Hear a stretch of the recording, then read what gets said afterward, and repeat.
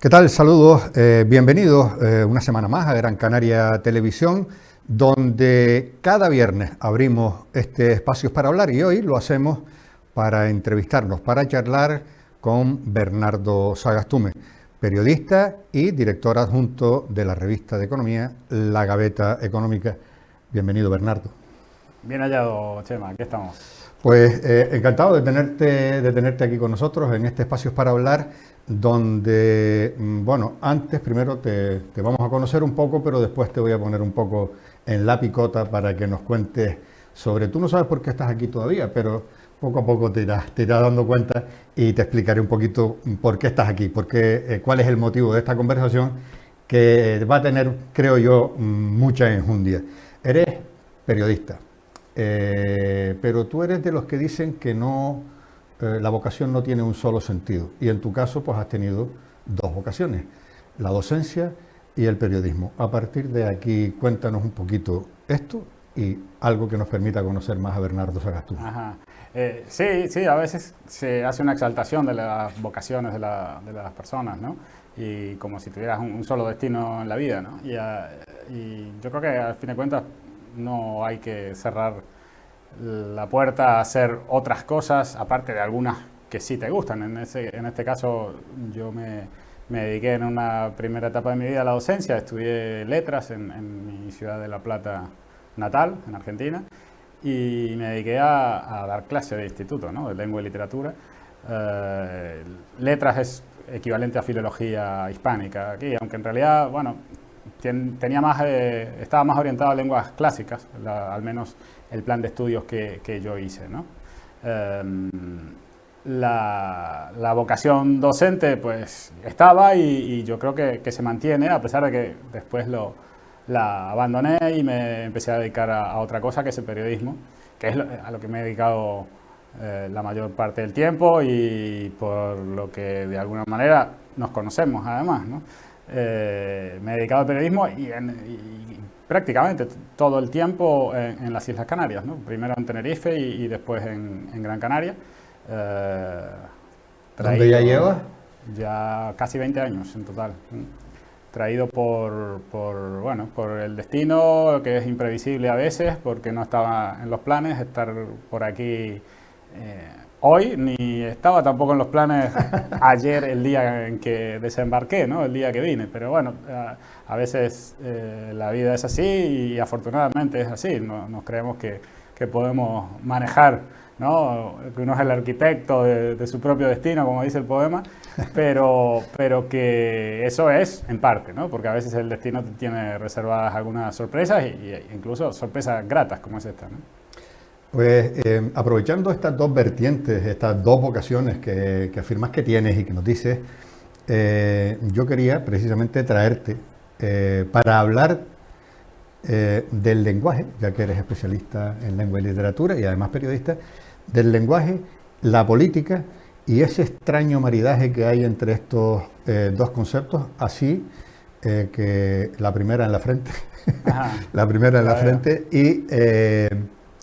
vamos a intentar entender esto que ha pasado un poco con este concepto, que es la democracia, tal como se entendió incluso etimológicamente, hasta esto que vivimos hoy. Te voy a plantear pues una trilogía que tú me vas a decir si te parece o no te parece, pues una secuencia acertada para valorar esa evolución, desde la democracia hasta la partitocracia y un concepto que acuñó Jean d'Ormesson, escritor francés y filósofo además, que decía, hablando de los hombres y de las mujeres de la política actual, ineptocracia. Entonces, democracia, partitocracia e ineptocracia, ¿te parece una secuenciación más o menos aceptable?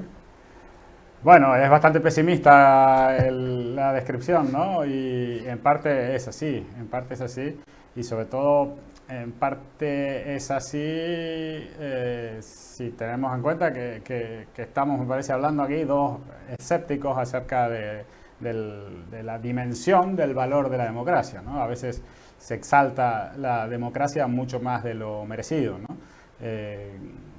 Y incluso cuando uno empieza a encontrarle los fallos, tiene que tomarse la molestia de aclarar que no es porque uno esté deseando un sistema totalitario, cosa que debería ser innecesaria, ¿no? La crítica no tiene por qué venir justificada de esa manera, pero a veces hay que hacerlo porque a la menor afirmación de este tipo te acusan de fascista, que es lo que está más en boga en estos tiempos, ¿no? Y claro, la ineptocracia es más que un sistema político, una descripción de cómo está el estado de las cosas, ¿no? La democracia no garantiza que los mejores o los más aptos lleguen a gobernar. Incluso podemos decir que en cierta medida no sucede siempre, pero sí conocemos muchos casos que los que llegan a gobernar no son exactamente los que plantean los programas electorales más realistas y con las soluciones más racionales y adecuadas a la situación, sino que muchas veces son los que prometen todo, incluso mucho más allá de lo que se puede prometer, ¿no? A la ineptocracia, un buen amigo mío que te lo voy a recomendar para que lo sigas a continuación, porque creo que no lo conocerás, se llama Mayo von Holtz, es un escritor argentino. Él es partidario de la bingocracia y que simplemente gobierne aquel que resulta beneficiado en un sorteo, ¿no? Como en los bingos. Porque dice que es tan azaroso el bingo como la posibilidad de encontrar un buen gobernante a través de las urnas, ¿no? Entonces, la posibilidad de tener un mal gobierno viene a ser equivalente en uno y otro caso, ¿no? Esa es la conclusión detrás de la propuesta esta de bingocracia. Y lo que pasa es que, bueno, estamos sujetos a un sistema de propaganda, podemos decir, donde cada vez que llega el día de votar se nos dice que es la fiesta de la democracia y en definitiva lo que estamos dejando sujeto a la voluntad del pueblo es muy poco, ¿no? Porque lo que se decide es una cosa un día, se elige una serie de personas y después tienen 2 años o 4 años para hacer prácticamente lo que quieran, con las limitaciones que les toca afrontar, ya sea limitaciones de tipo político en cuanto a la relación de fuerzas que tengan su partido con los otros, como las limitaciones legales, por supuesto. Pero ese solo acto de la papeleta es un aval enorme, mucho más significativo de lo que creo yo que debería ser, ¿no? Abogo modestamente por un gobierno que decida sobre la menor cantidad de cosas posibles, ¿no? Y lamentablemente estamos en un clima de opinión que apunta en sentido totalmente contrario, ¿no? Nos habla de gobiernos que se meten cada vez en más cosas, ¿no? Y aquellos que pensamos lo contrario, pues nos vemos francamente en minoría. No digo yo que sea una minoría tan minoritaria como parece a veces reflejada en los medios de comunicación, pero sí en minoría porque hay todo un sistema que puja para que creamos que el gobierno es no solo muy necesario, cosa que también habría que poner un poco en duda, sino que además de necesario es imprescindible para casi todo, ¿no? Y eso es un exceso derivado de la exaltación de la democracia, que no es más que un sistema para elegir personas, ya sea para gobernar como para otro tipo de responsabilidades, ¿no? Tal vez la democracia sea el menos malo de todos los sistemas, pero esto que acabas de decir me da pie a dos cuestiones. Hay una responsabilidad por parte de los ciudadanos, y atendiendo a este concepto de Docmesson de ineptocracia, y es que él deriva ese concepto, lo añade a esa trazabilidad desde el concepto inicial de democracia, pues explicándolo, diciendo que la fiesta de la democracia era etimológicamente el gobierno del pueblo, pero que después en esas celebraciones, en esas fiestas, nosotros nos distraímos, los ciudadanos nos distrajimos, y lo que hicimos fue depositar toda la gestión y toda la confianza en los partidos políticos, y de ahí la transformación de democracia en partitocracia. Eso ha excluido y ahora tú me dirás si sí o si no, a las grandes personas, a los grandes hombres y grandes mujeres de la política, porque ya no juegan al juego de los palmeros, ya no juegan al juego de la partitocracia, entonces se han alejado de aquello de la red pública, ¿no? Y de ahí que se queden pues los que están dispuestos a aplaudir la ineptocracia. ¿Tenemos nosotros los ciudadanos entonces en esa trazabilidad una responsabilidad? Sí, siempre hay una responsabilidad por la que le cabe en general al conjunto de la sociedad, ¿no? A veces cuando se habla de cómo puede ser que tal país haya caído tan bajo, ¿no? Que haya soportado, en el caso de España, 40 años de una dictadura. Bueno, pensar que solo se puede explicar a partir de la maldad, del autoritarismo, del dictador o del gobernante injusto que sea, es, creo que, reducir las cosas y sus causas, ¿no? Es evidente que no se puede llegar a eso si no hay complicidad, al menos, bueno, indiferencia de parte de la sociedad para que se pueda producir eso, ¿no? No digo que sea exactamente un reflejo de la sociedad, esos gobiernos malos o injustos o dictatoriales, pero sí que si no hubiera un cierto pozo que le permita llegar al poder, pues no llegarían, ¿no? No digo yo que haya que estar en permanente revolución, ¿no? Porque al fin y al cabo, aunque se hacen loas a la actividad política y a meterse en los asuntos públicos, yo creo que las responsabilidades que tenemos cada uno de nosotros son bastante más cercanas y no esas, ¿no? La responsabilidad que tenemos cada uno de nosotros, llevar nuestra vida adelante de la mejor manera posible, sin molestar a los demás, sin necesitar de los demás gran cosa. Y si uno tiene familia, hacerse cargo de su familia. Esa es la primera responsabilidad y creo que no está suficientemente destacada cuando se habla de las responsabilidades públicas o de tomar partido en la política. Es cierto que tenemos todo un sistema de incentivos perversos, que es esto que hablabas y que se ha dado a llamar la partitocracia, donde finalmente el sistema político no premia capacidades, sino solo lo que se conoce como lealtades, ¿no? Lealtades que vistan en un sentido muy negativo. Todo el mundo toda persona que se haya acercado a un partido político, bien para ser parte, bien para estudiarlo de algún modo, como lo puede hacer un periodista, sabe que en su funcionamiento interno son todos muy parecidos, ¿no? Algunos guardan más las formas que otros, algunos sacan a relucir fuera del partido sus cuitas internas, otros no tanto, pero en definitiva el sistema por el que se promueven los líderes, ¿no? Que se les llama líder a cualquiera ahora, pero bueno, los líderes, es un sistema bastante opaco y que en general premia a aquellos que siguen al que hay que seguir, ¿no? A los que aciertan en la elección de quiénes son los que van finalmente a hacerse con el poder. Por más que se habla de democracia interna, es un sistema en esencia anárquico. De cooptación. No, pero es un sistema anárquico, donde finalmente se impone el que dentro de esa anarquía consigue hacerse con el poder, ¿no? Y el problema derivado de eso es que las candidaturas que se ofrecen después a los ciudadanos vienen totalmente tamizadas por ese sistema de poder interno en los partidos y entonces te llega un menú a tu cuarto oscuro que está absolutamente condicionado por esas cosas, ¿no? Y claro, con agravantes propios de cada uno de los sistemas electorales. En España tenemos el agravante terrible de que se voten listas electorales y que no sean circunscripciones uninominales, que es lo que hay, por ejemplo, en el Reino Unido o en Estados Unidos, que es una gran cosa, ¿no?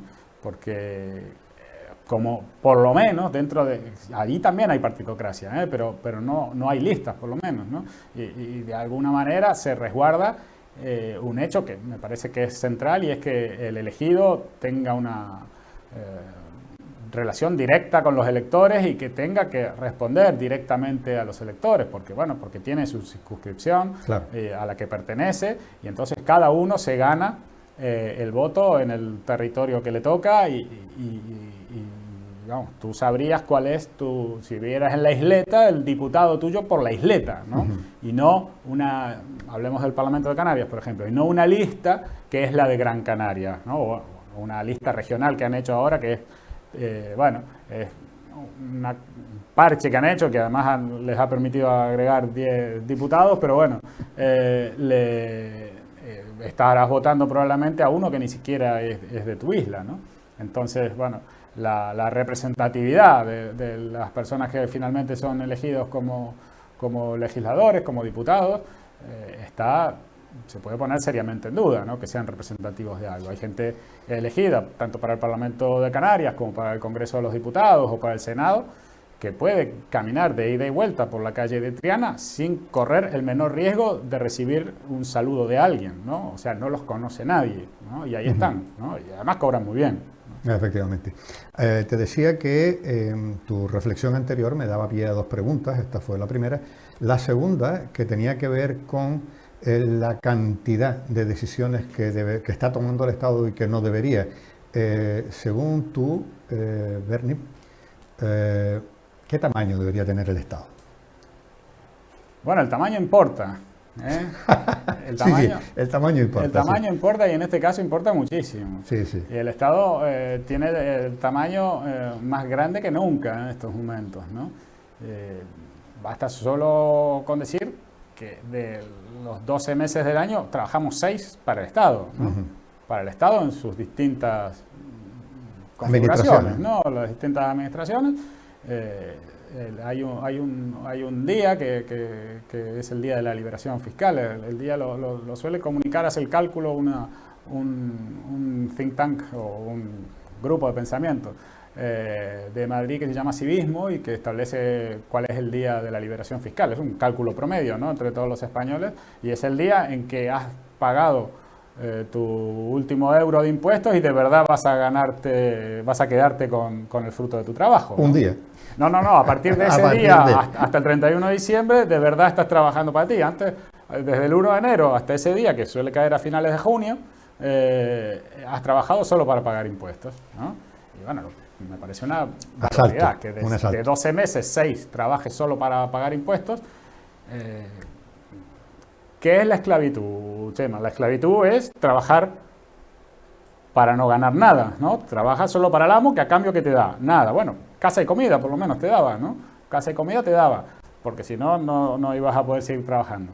En este caso, si trabajas la mitad del tiempo para el amo y la otra mitad para ti, podemos decir, sin lugar a duda y sin exagerar, que es semi-esclavitud, porque semi es un prefijo griego que significa la mitad de algo, ¿no? Y bueno, pues en este caso somos semi-esclavos, no cabe duda. Claro, y ya no es solo el tamaño del Estado por lo que nos cuesta, vía impositiva, quiero decir que ya el término se las trae, no es una colaboración voluntaria, ¿verdad?, que uno aporta, sino que es vía impositiva, ya no es solo ese tamaño, sino que luego es la cantidad de decisiones que al respecto de tu vida y de tu economía toma el Estado. Sí, se mete en todo, ¿no?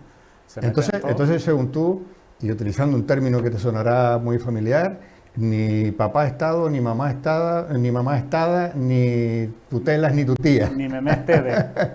Ni tutelas ni tu tía, ¿no? Claro, bueno. Es que sí, se meten en demasiadas cosas y es que también eso es intrínseco al poder, ¿no? Es muy raro un gobernante que limite su poder, que limite la cantidad de asuntos en los que se puede meter. Normalmente trata de ampliar los campos en los que puede tomar decisiones, ¿no? E incluso ha habido casos notables de gente que llega al poder prometiendo que va a hacer una cosa que de algún modo significa dejar de tener poder sobre algo y que, bueno, una vez que tiene la posibilidad de hacerlo, finalmente no lo hace, ¿no? Y mantiene ese ámbito de poder. Las decisiones políticas están fuertemente, digamos, atravesadas por esas motivaciones y no necesariamente por la búsqueda del bien común, ¿no? En general, el político está todo el tiempo pensando en retener el poder, lo primero, y ampliarlo si es posible, ¿no? Entonces, si pongamos, por ejemplo, las empresas que dependen de lo público, ¿no? Empresas públicas, ya sea del Estado, de los gobiernos regionales y hasta municipales o insulares, ¿no? Ha habido, bueno, muchos que han prometido quitarse de encima empresas públicas que en muchos casos compiten de forma desleal con empresas privadas y con una ventaja muy grande, que es que no tienen por qué presentar beneficios, y sin embargo cuando llegan al poder no lo hacen, no se desprenden de esas empresas. Después nos enteramos que, claro, esas empresas le dan la posibilidad de colocar a fulano o a mengano y de seguir manteniendo toda una estructura enorme de cargos que le deben su respeto y obediencia política, ¿no? Al final son herramientas. Son echaderos, como tú bien decías, y como decimos, efectivamente, y herramientas de poder. Apelando a esas dos aficiones, a esas dos opciones, a esas dos virtudes que tienes como educador y como periodista, en el análisis de la educación que hayamos podido recibir desde los diferentes planes políticos que nos han presentado los distintos gobiernos, ¿tú crees que desde la política se nos ha educado para tener miedo a ser libres, a ser capaces por nosotros mismos, a ser independientes? Desde el momento en que, por ejemplo, no se favorece la educación financiera en los niños, sí. Desde el momento que se prefiere que sepan el nombre de políticos bastante recientes, que no sería necesario, no estamos hablando que están estudiando la historia lejana, ¿no? A veces en los programas se meten asuntos que uno dice, bueno, y es necesario que sepan esto, y después no saben abrir una cuenta en un banco, no saben qué es una transferencia, no saben conceptos mínimos de contabilidad, que en definitiva, si estamos tratando de formar personas libres, creo que sería un conocimiento mucho más relevante, ¿no? Pero claro, cuando uno dice esto, parece que está tratando de convertir a los niños en unos viles capitalistas, y entonces te van a salir con todo en tu contra, ¿no? Y te van a acusar de las peores cosas, porque cómo vas a dejar de formarlo en los principios cívicos y patrióticos. Y bueno, pues la verdad es que la educación no está formando personas libres, sino que más bien está de algún modo está tratando de moldear personas hacia una determinada dirección, ¿no? Está tratando de que, y lo vemos en los libros de textos a cada rato, de que se tenga una visión del gobierno como el que te salva, el que te cuida, el Estado te protege, pese a que hay grandes empresas que juegan en tu contra. O sea, están contando la película absolutamente al revés de lo que es en realidad, ¿no? Porque el poder de los gobiernos es infinitamente mayor que el de las empresas, ¿no? A mí me causa mucha gracia cuando dicen, bueno, ahí estaba el IBEX 35 en peso saludando en la Moncloa al presidente, el que sea, el de ahora o el de antes, ¿no? Y entonces muchos vienen con la fábula de, no, y le va a marcar el paso y le va a dejar las cosas claras, ¿no? A este que... Y es al revés, sobre todo en esas empresas del IBEX 35, que son absolutamente reguladas por donde veas, porque están en sectores totalmente intervenidos de la economía, y en realidad el que tiene el poder es él, no son esas grandes empresas, ¿no? Pero bueno, existe toda esta fábula, este relato de que el malo es el privado, es el empresario, cuando en realidad el empresario real, no hablo de los del IBEX 35, el empresario real es un auténtico héroe, ¿no? Porque ¿quién se atreve hoy en día a formar una empresa y a pagar nóminas?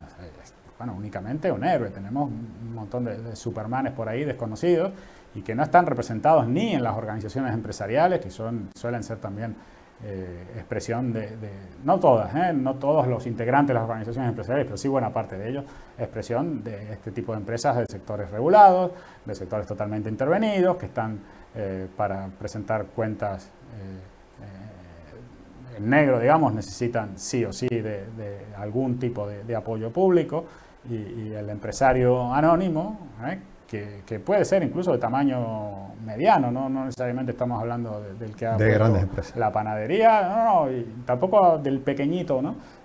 Pero sí a esos empresarios que a lo mejor tienen 20, tienen 40, tienen 50 empleados y que las pasan canutas para pagar las nóminas, ¿no?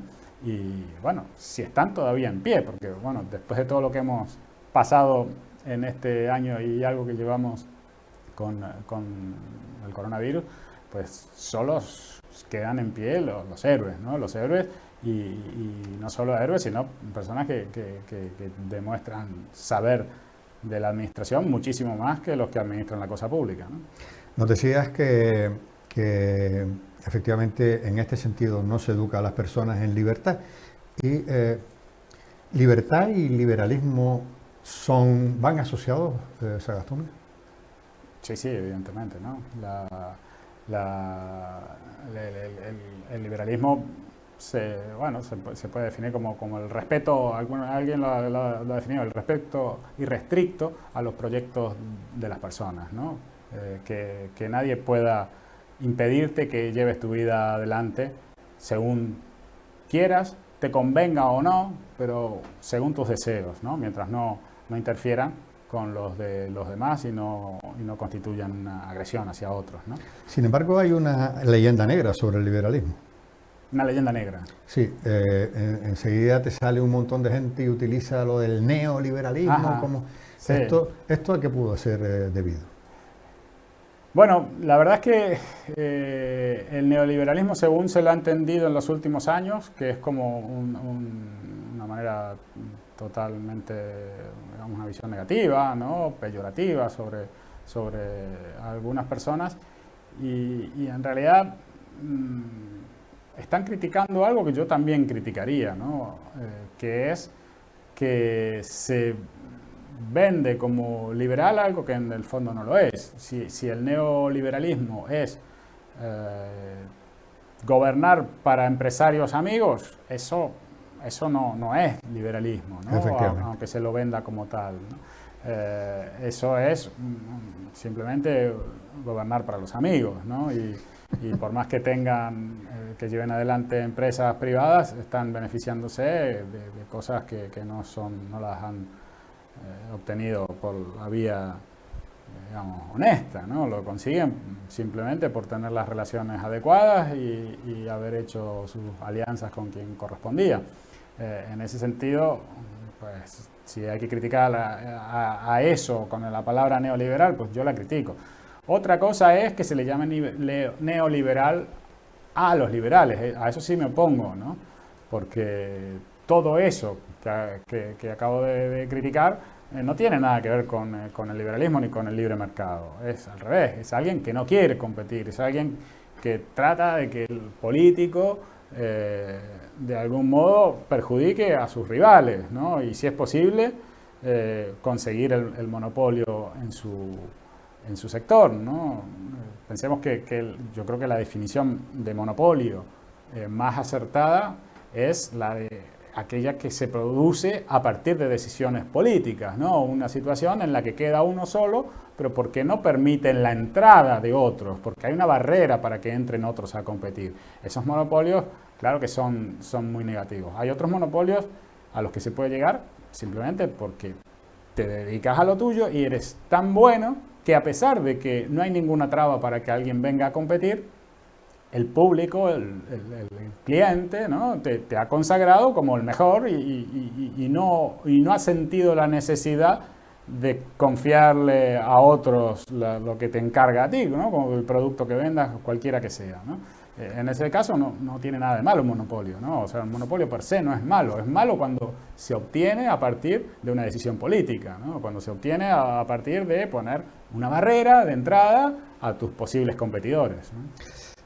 Por definición, una persona liberal, porque estamos asociando, en esta conversación hemos asociado liberalismo y libertad, pues por definición una persona liberal es humanista, porque el humanismo no se entiende sin la libertad y la libertad no se entiende sin el humanismo. Pero también una persona liberal es capitalista. Debemos abominar del capitalismo tal y como trasladan los mensajes de algunas tendencias políticas, especialmente de la izquierda? No, desde luego no.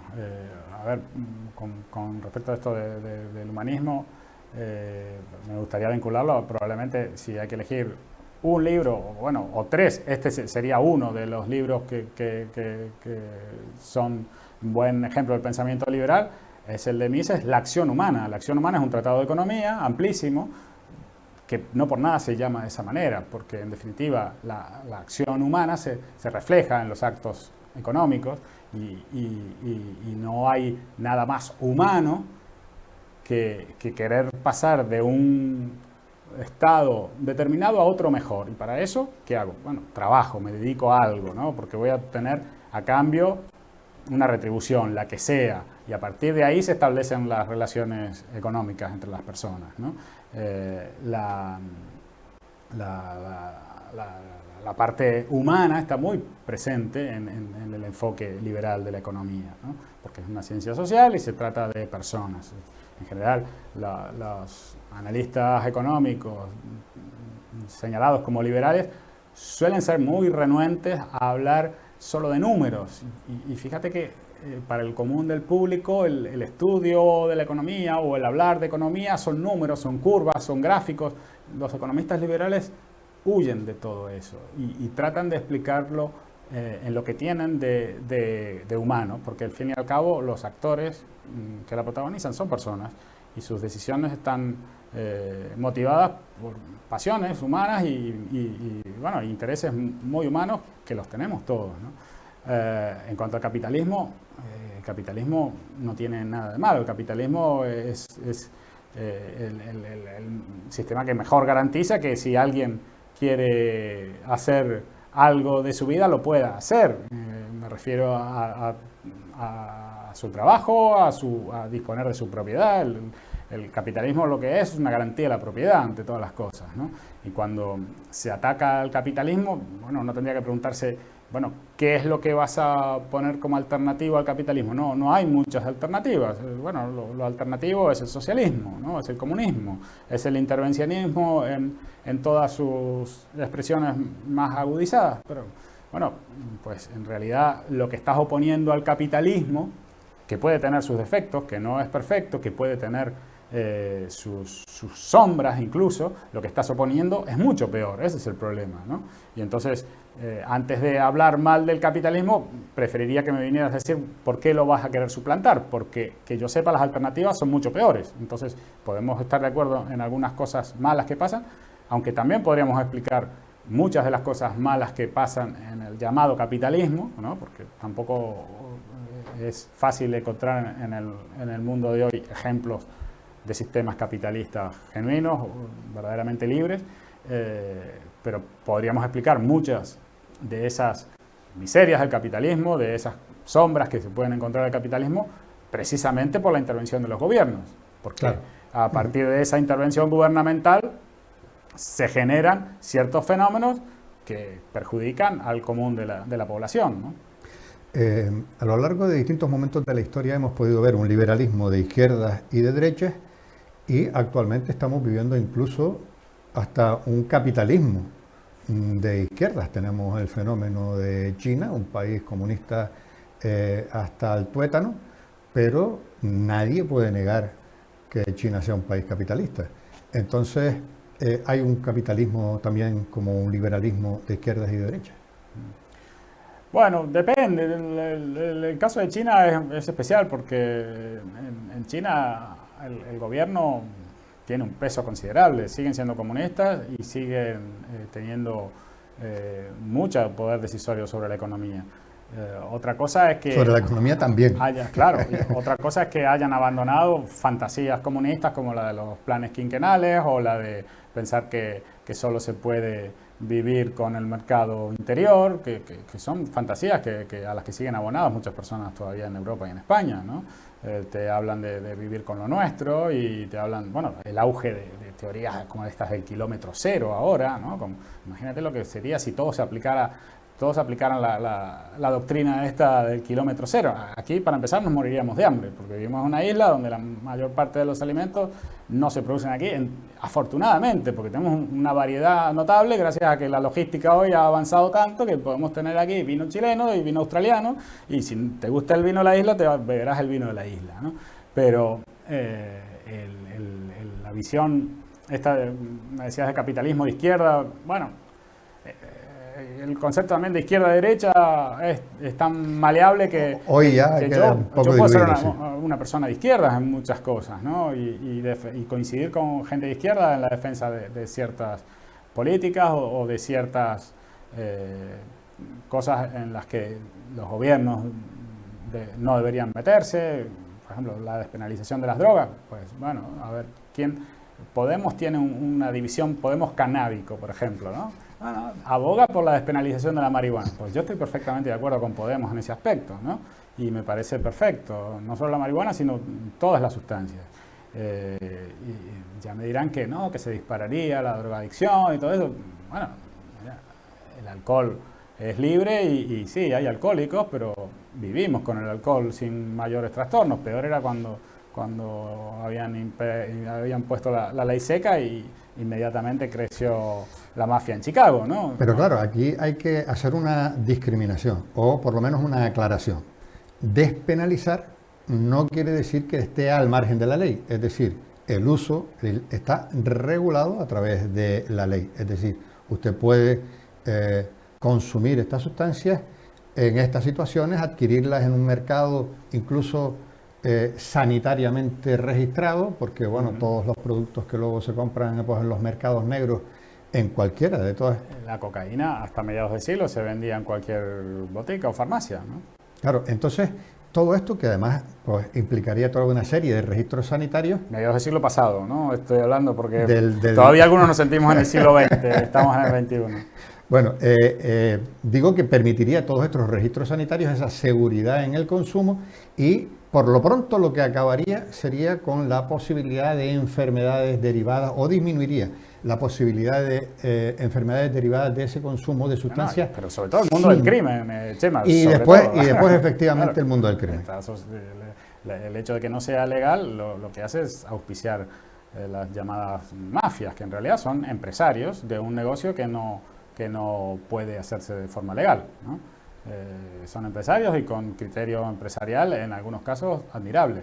No es fácil transformarse en Escobar Gaviria, ¿no? No es fácil transformarse en el Chapo Guzmán. Hay miles de narcotraficantes tratando de ser Escobar Gaviria o Chapo Guzmán. Evidentemente tienen un criterio empresarial, que lo aplican en una actividad que es ilegal, pero que podría no serlo, ¿no? Claro. Podría no serlo. Y de esa manera, por supuesto que la criminalidad bajaría en muchos lugares del mundo si no fuera ilegal, y por supuesto que también habría muchísima más seguridad para los que deciden consumir esa sustancia, que repito, la cocaína era legal hasta no hace tanto tiempo, ¿no? Lo que ha pasado después es que, bueno, desde que declararon la guerra a las drogas, empezó Nixon en Estados Unidos, hasta hoy, que lo han mantenido todos y en todos los países hace lo mismo, pues cuanto más se invierte en la guerra contra las drogas, más ricos se hacen los narcotraficantes, y incluso teniendo armamento militar y muy sofisticado y verdaderas tropas y ejércitos a su servicio. Hacerlo legal no es fácil, eso hay que admitirlo, no es fácil. En Estados Unidos se están dando algunos pasos, pero tampoco es fácil hacerlo, incluso en las llamadas drogas blandas como la marihuana, ¿no?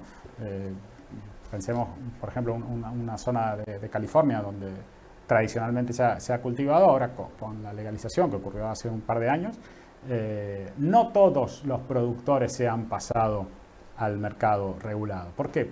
Probablemente porque no esté regulado de una manera que permita que todos los jugadores o la mayoría de ellos se metan en el juego legal. Probablemente esté demasiado regulado, ¿no? Demasiado intervenido y bueno, habrá que afinarlo.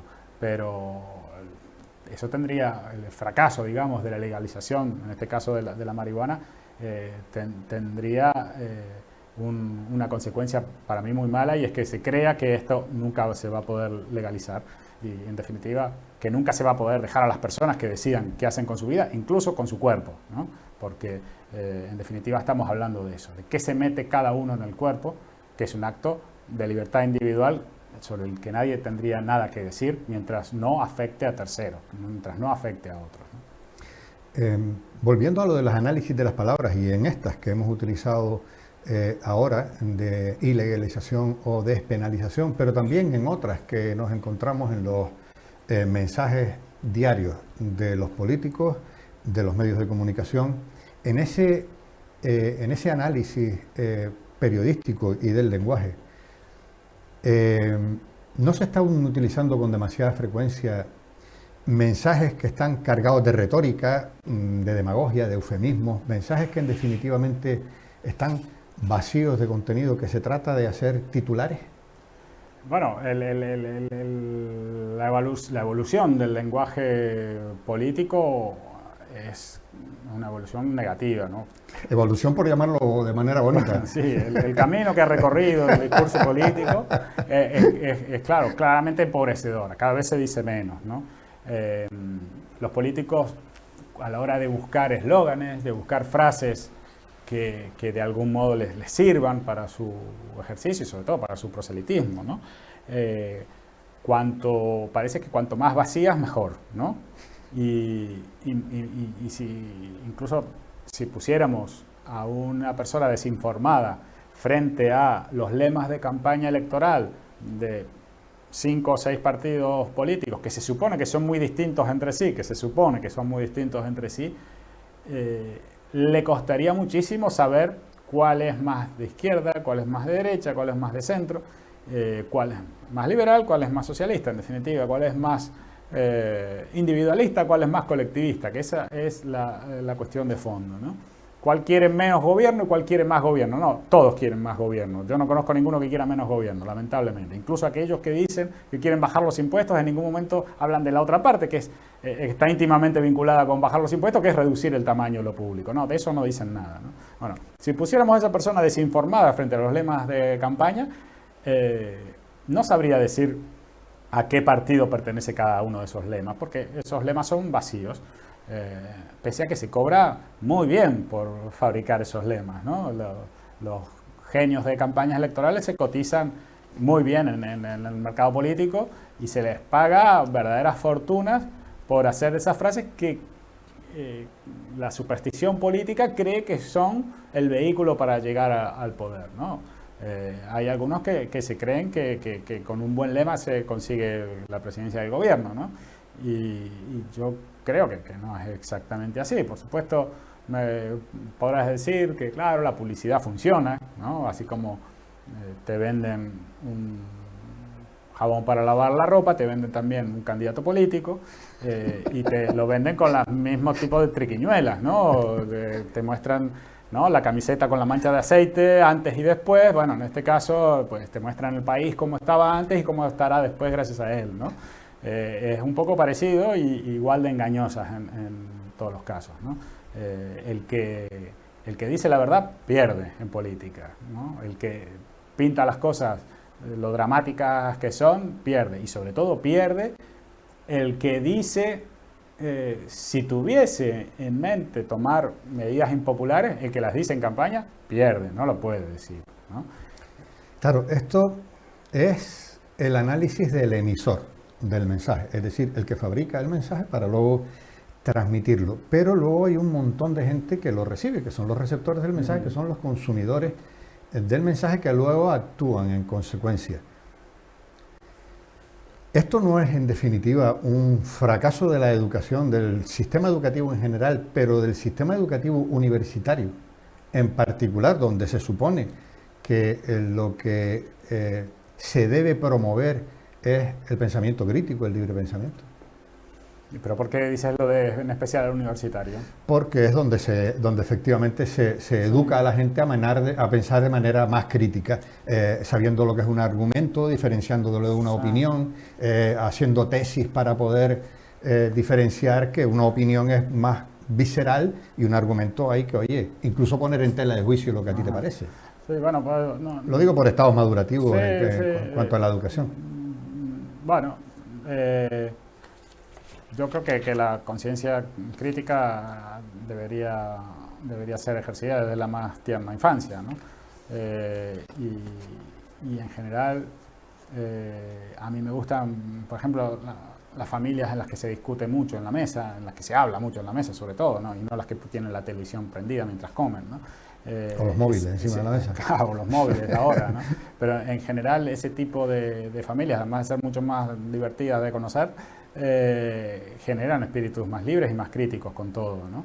Es cierto que la educación, por los mismos motivos que hablábamos antes, a veces se están demasiado preocupados por llegar a cumplir con todos los contenidos de cada currícula, ¿no? Con llegar a dar todos los temas que tocan en cada año. Los profesores están muchas veces agobiados por un montón de tareas que no son necesariamente las estrictamente docentes, ¿no? A veces los directores de los colegios, de los institutos, están mucho más preocupados por que no les llegue una inspección ¿no? de parte de la Consejería de Educación y que los tengan ahí fritos un par de días, ¿no? Bueno, y todo eso ha hecho un sistema educativo que tiene montones de falencias y que no están necesariamente vinculadas a la falta de financiación, ¿no? Ni de presupuesto. Sí, los datos dicen exactamente eso. Para empezar, es un sistema que deja muy poco margen de maniobra a cada uno de los centros educativos, ¿no? Sobre todo, eso se queda de manifiesto cuando ni siquiera se puede elegir a veces los colegios, ¿no? Tienes que ir al que te queda cerca, los padres empiezan a hacer trampa, ¿no? A poner al chico como si estuviera viviendo en la casa que en realidad es de la tía y no en la casa que en realidad vive para que le pueda tocar un determinado colegio. Son estratagemas para ejercer la libertad en el fondo. Claro, pero si pudiéramos, se habla mucho a veces de los cheques escolares como solución, ¿no? Si pudiéramos, ya no digo tener un sistema puramente privado, ¿no? Manteniendo la parte pública de la educación, pero que haya un mínimo de competencia entre sí y de margen de maniobra, que tengan un presupuesto que administrar con cierta libertad para poder decir, mira, me quiero traer este maestro, este profesor, le puedo pagar más porque tengo presupuesto este año. Que tengan margen de maniobra para que a lo mejor, pese a estar en una zona que uno puede decir, bueno, es una zona pobre de la ciudad, puedan tener cierta calidad y aspirar a que algunos que no son de esa zona pobre quieran ir a ese colegio. Ese tipo de fenómenos es imposible que los veamos en la actualidad, ¿no? Es imposible que veamos a los directores de los colegios con ganas de competir y de ofrecer un producto mejor, que en definitiva se trata de eso. Me dirán que estoy desacralizando algo tan sagrado como la educación, pero el espíritu competitivo es muy bueno y en este caso está totalmente olvidado, ¿no? Seguimos con el análisis del lenguaje y en el marco que estamos hablando del ejercicio de la libertad, de los centros educativos, pero también dentro del ámbito de las instituciones políticas. Ahora está, bueno, voy a utilizar un término que a lo mejor no es muy políticamente correcto, pero está de moda lo del lenguaje inclusivo. ¿Excluye algo el lenguaje inclusivo?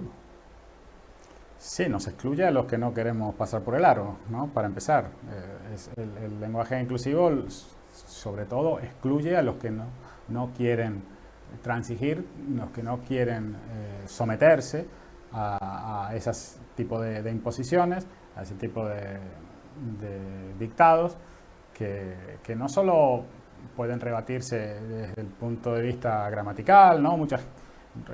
Recuerdo hace un par de años cuando la honorable vicepresidenta del gobierno había dicho que había que feminizar la Constitución española y que había hecho por eso una consulta a la Real Academia, ¿no?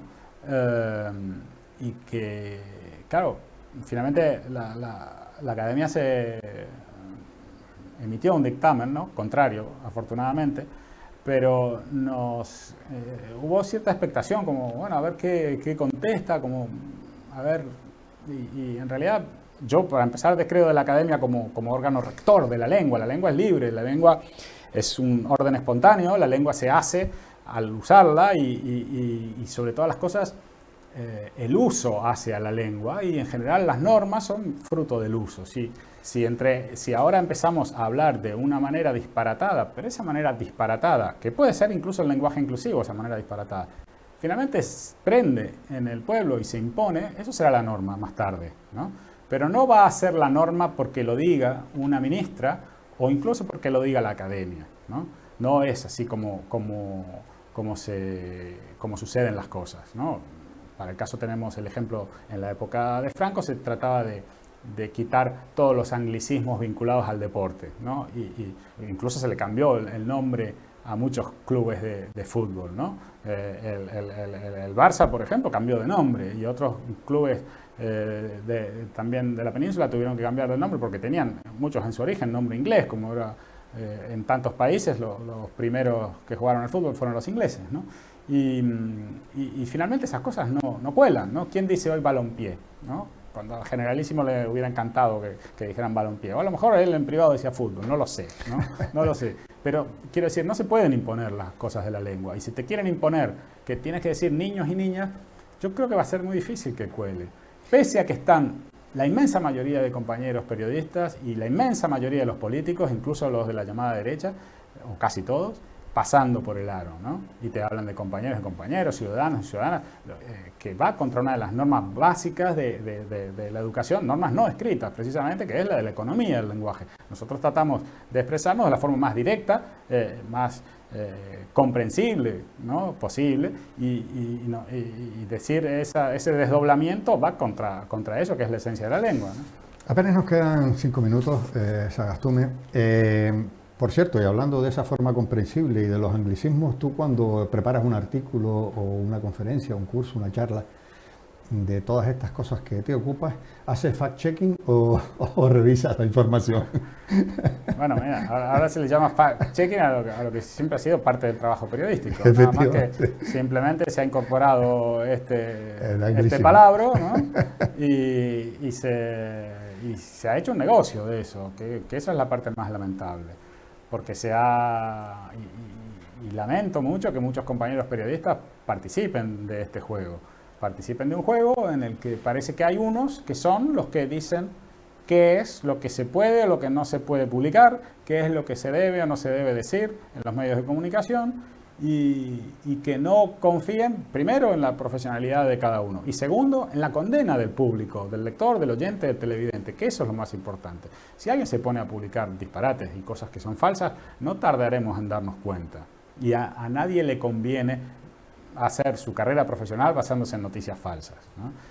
Pueden decir que alguien es un manipulador, bueno, no te gustará, está manipulando, está modificando levemente las cosas para que parezcan como él quiere presentarlas, pero desde luego poner a un grupo de periodistas, que encima muchos de ellos están subvencionados por los gobiernos, a decir qué es lo que es verdad y qué es lo que es mentira, es el camino del totalitarismo y es una manera de limitar la libertad de otros compañeros, ¿no?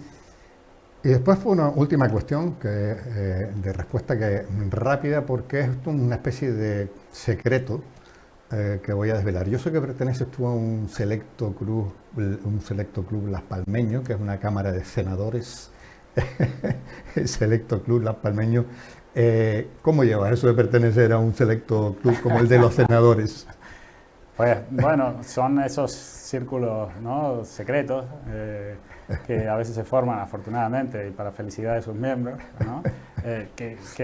Bueno, un grupo de amigos, algunos también del oficio periodístico, otros no, vienen de otros campos, que lamentablemente por las cuestiones estas que nos aquejan desde marzo del año pasado no nos hemos frecuentado todo lo que nos gustaría, pero bueno, se habla de lo divino y de lo humano, que es lo mejor cuando uno se reúne, no hay agenda, hay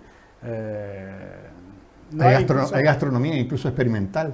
Sí, sí, porque bueno, hay alguien que normalmente convoca estas reuniones, que además de ser anfitrión es cocinero y no espera que traigamos cosas, aunque bueno, hay algunos que siempre traen helado, por ejemplo, de una conocida heladería de la calle Triana, pero sin embargo, bueno, lo que prima ahí es la camaradería, pese a que a veces se dan encarnizadas discusiones, pero no tanto.